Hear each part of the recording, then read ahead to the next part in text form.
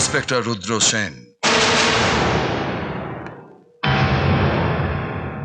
দেখুন তো এই ফটোটা চিনতে পারেন কিনা। पंडित जी, पंडित अजय सिन्हा। এই নাম্বারটা চিনতে পারেন কিনা। না, এই নাম্বারটা আমার কারো পরিচিত নয়।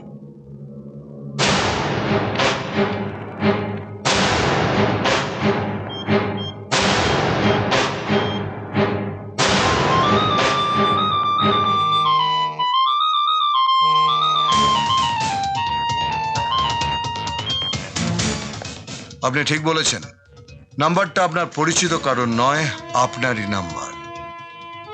এবার বলুন তো, অমিত রায়কে কিডন্যাপ করে ওরা কোথায় রেখেছে বলুন। না স্যার, এই সম্বন্ধে আমি কিচ্ছু জানি না।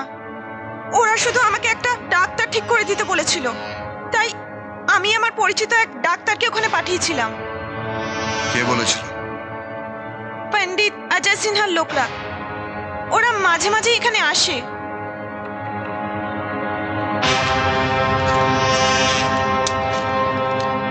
যদি সত্যি কথা বলে থাকেন তো বেঁচে গেলেন, নইলে এর একটা গুলি আপনার নামে তোলা রইল।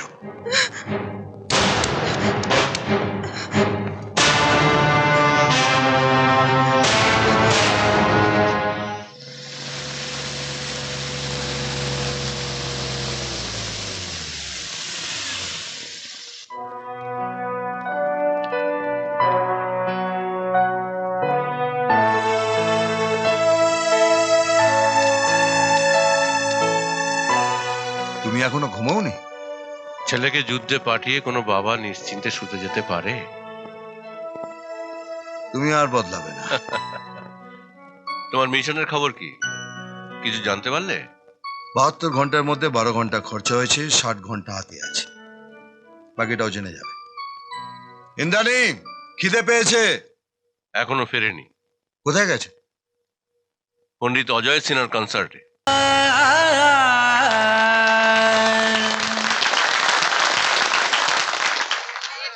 पंडित ji, Pandit ji, sir please. Pandit ji, Pandit ji, autograph please.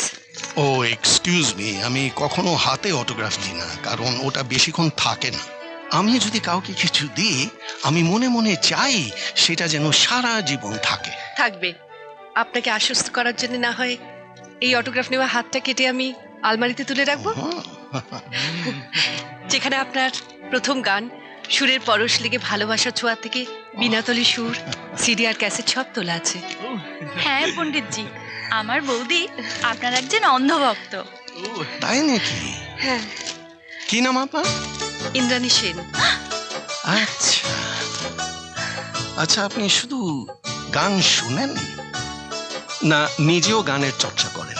নিজে চর্চা করলে জানে বেশি দূর এগোতে পারতাম না, তাই শোনার মধ্যে দিয়ে ভালোবাসা খুঁজে নিই। এই নিয়ে আমার স্বামীর সঙ্গে প্রায় দিনই ঝগড়া হয়। ও বলে আপনি নাকি ওর পরম শত্রু। বলে কি, তোমার পণ্ডিতজি এত ভালো গান না গাইলেই পারতেন, তাহলে স্ত্রীরা স্বামীদের একটু বেশি সময় দিতে পারতো। আহ, একই ছাদের তলায় আমার ভক্ত আর আমার শত্রু। একদম ঠিক বলেছেন।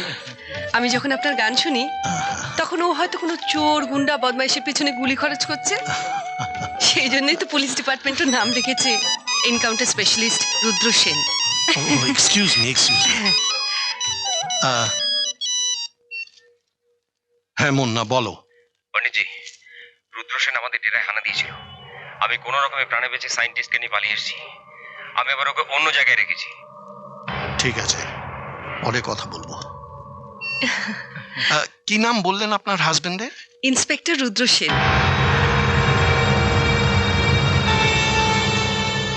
আপনার হাজবেন্ডের সঙ্গে একবার সামনাসামনি হওয়ার ইচ্ছে রইল, ওই শত্রুতা বাড়াবার জন্য। নিশ্চয়ই বলবো। আজ তাহলে আসি। আচ্ছা ঠিক আছে। নমস্কার। চলো।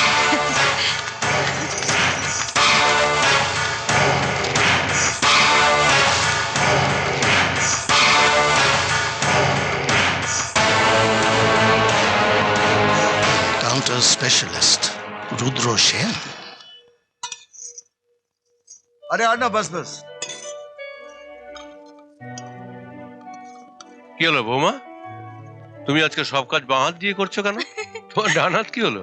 বৌদি আজকে ডান হাতটা ব্যবহার করবে না। কেন? আজকে আমার এই হাতটা ভীষণ দামি। কেন? আজকের দিনটা আমার কাছে ভীষণ মেমোরেবল ডে।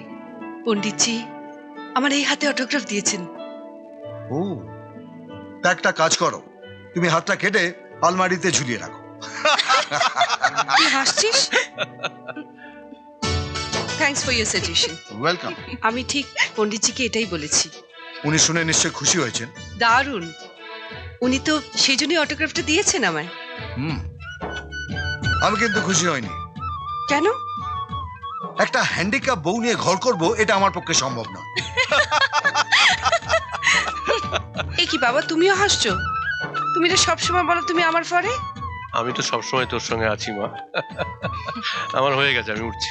হুম, আমি উঠলাম।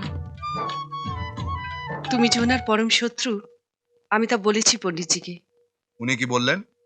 উনি বললেন একদিন আপনার হাজবেন্ডের সামনাসামনি হওয়ার ইচ্ছে রইল, শত্রুতা বাড়াবার জন্য। তাহলে ওনাকে জানিয়ে দিও আমারও ওনার সামনাসামনি হওয়ার ইচ্ছেটা রয়ে গেল।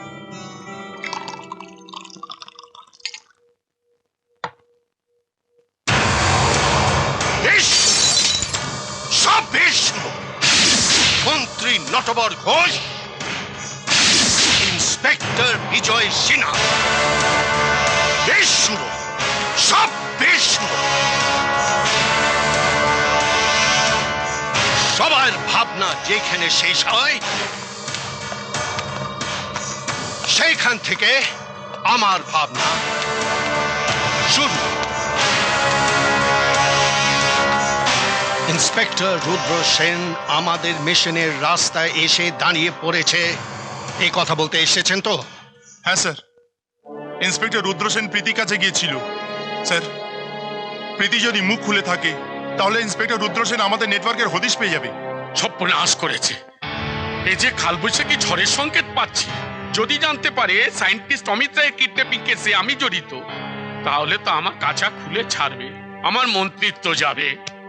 ভয় নেই, ভয় নেই, আমি আছি। স্যার, এই ফাইলে ইন্সপেক্টর রুদ্র সেন সম্পর্কে পুরো রিপোর্ট আছে।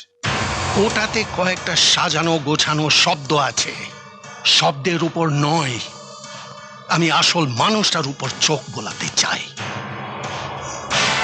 ওই রুদ্র সেনের সামনাসামনি হয়ে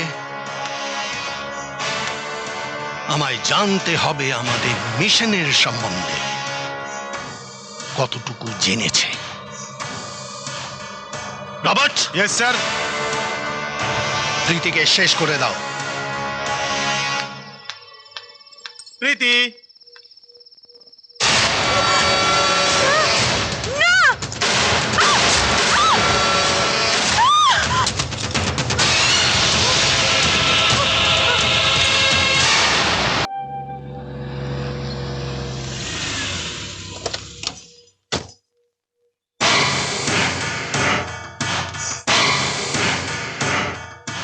আরে পণ্ডিতজি, আপনি? নমস্কার, নমস্কার। আরে আপনি আমার বাড়িতে? আপনাকে তো বলেছিলাম একবার আপনার হাজবেন্ডের সামনাসামনি হওয়ার ইচ্ছে আছে, শত্রুটা বাড়াবার জন্য, তাই চলে এলাম। আরে আপনি কি পুজো দিতে যাচ্ছেন? হ্যাঁ।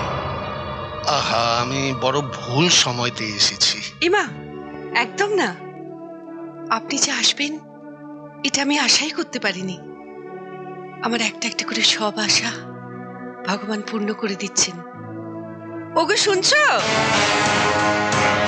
দেখো কে এসেছেন।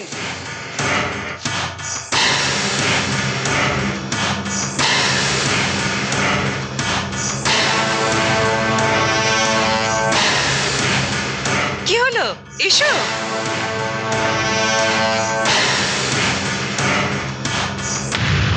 নমস্কার। নমস্কার। একবার আপনার সামনাসামনি হওয়ার খুব ইচ্ছে ছিল, তাই চলে এলাম। আমারও আপনার সামনাসামনি হওয়ার খুব ইচ্ছে ছিল, কিন্তু এত তাড়াতাড়ি হবে সেটা ভাবিনি। জানেন পণ্ডিতজি, আপনার সঙ্গে পাল্লা দিয়ে শত্রুতা করবে বলে অলরেডি রিসার্চ শুরু করে দিয়েছে। ও তাই নাকি? আপনারা শত্রুতা বাড়ান, আমি চা করে আনছি। রিসার্চ করে আমাকে মারার কোনো রাস্তা খুঁজে পেয়েছেন? এখনো পাইনি, তবে পেয়ে যাব। আর একটা বা দুটো গলি পেরোলেই আপনাকে মারার রাস্তাটা পেয়ে যাব। আমাকে মারার জন্য উঠে পড়ে লেগেছেন কেন? মৃত্যুর সঙ্গে আপনার সম্পর্কটা খুব ঘনিষ্ঠ বলে। আমার গান কিন্তু সে কথা বলে না। আমার গান ভালোবাসার কথা বলে, জীবনের কথা বলে। কিন্তু আপনার উপস্থিতির সাথে সেটা মেলে না। আপনি যে শহরেই যান সেখানে কোনো না কোনো ঘটনা ঘটে যায়, যার সঙ্গে ভালোবাসার কোনো সম্পর্ক নেই, আছে শুধু সন্ত্রাসের সম্পর্ক। তাই আপনার এই শহরে আসা মাত্রই ঘটে গেল অমিত রায়ের কিডন্যাপিং। আপনি কি এসবের সাথে আমার নাম জড়াবার চেষ্টা করছেন? জড়িয়ে আছেন কিনা সেটা জানার চেষ্টা করছি। যদি থাকেন তাহলে আপনার কপালে দুঃখ আছে। ধরে নিন আমি জড়িয়ে আছি, তবু আপনি আমার কপালটাকে বদলাতে পারবেন না, কারণ আমি দেশের সংস্কৃতির দূত। আর স্ট্যাম্পটা সরকার আমার কপালে দিয়েছে। আমাকে সন্ত্রাসী দূত প্রমাণ করতে আপনার মুশকিল হবে, কারণ আপনার ডিপার্টমেন্টই আপনাকে অ্যালাউ করবে না। ক্রিমিনালদের মতো আমার ডিপার্টমেন্টও আমাকে ভয় পায়। তাই আগে আমি ক্রিমিনালদের মারি, তারপরে ডিপার্টমেন্টকে জানাই। এই নেটওয়ার্কের পেছনে মাথাটা খুঁজে বার করার জন্য সরকার আমাকে 72 ঘন্টা বরাদ্দ করেছে। হাতে আছে 47 ঘন্টা 35 মিনিট। সেই মাথাটা খুঁজে বার করে তার কপালে সোজা গুলিটা মারব। সে কপালে সরকার যে স্ট্যাম্পই মেরে থাকুক না কেন।